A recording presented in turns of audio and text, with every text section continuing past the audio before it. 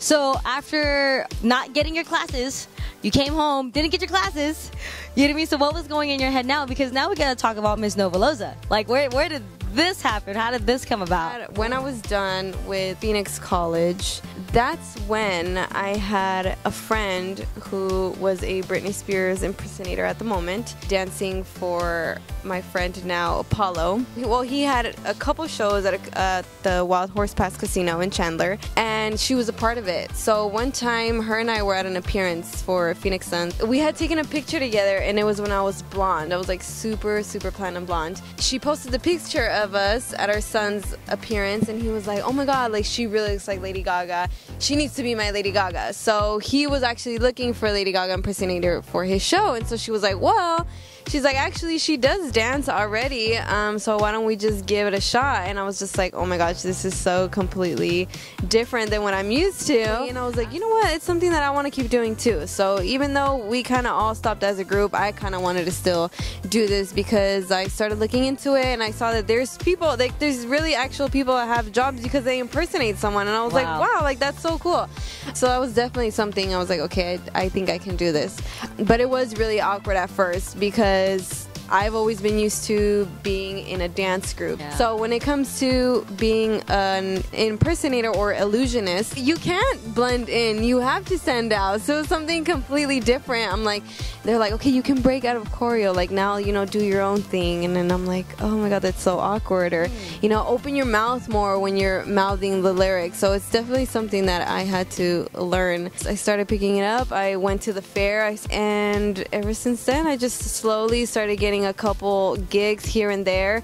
When Lady Gaga came last year, I actually had someone who approached me and said that they were going to have the official Lady Gaga after party across from the stadium where she was coming, and if I could perform in it. So I was like, oh my God, like how awesome is that? People who love Gaga are going to be there. So that was really freaking awesome to do that. And it was since then that it was just word of mouth. A couple times I went to pageants and I backup danced for a few queens. That's when I was introduced to the drag queen world, what it actually was. I mean, I really had no idea. I always thought that I wish there was something like that for an actual female. I remember telling my friend Cruz, that's when he said, well, he's like, you know, I know of this pageant system that's called Entertainer of the Year, and they're gonna have their first year, their bio female division, like you should try it out. So I was like, what? Like there's something like that? So I was super excited immediately. And then I got into contact with the promoter,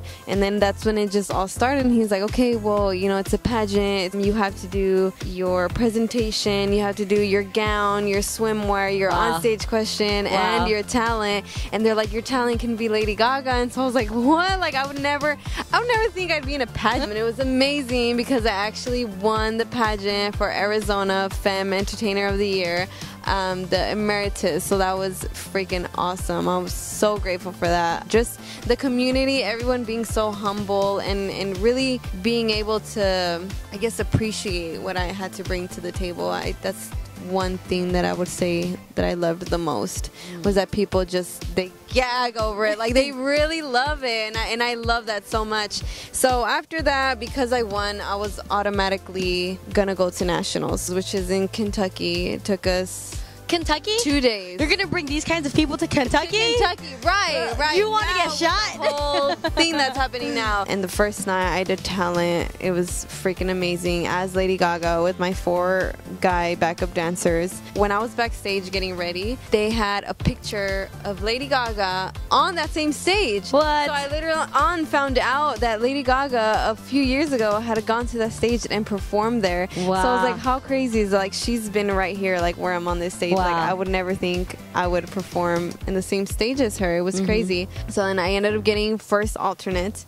So that's like runner-up. Yes, that's runner-up. Yes, first alternate. So close. I know. It was very close. It was a lot of hard work. I'm telling you, stones, gluing gowns, heels, Wow. Undergarments, your wigs, your lashes, your makeup, your nails, your toenails, your quick change, your dancers' costumes, the practices with them, your props that you're having on your talent with you, who's going to make your mix.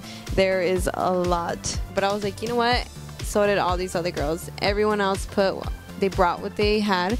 It was a really tough competition, but there's always next year. And I had also won the talent category. I also had won the talent category for state, so that makes 2 talent categories that I have won, which I am proud to not show off, but announce, because it's kind of just a recognition for what I'm doing as Lady Gaga. You don't see too many celebrity impersonators that put on a production like that. So it's just, these are the signs that are telling me to keep going.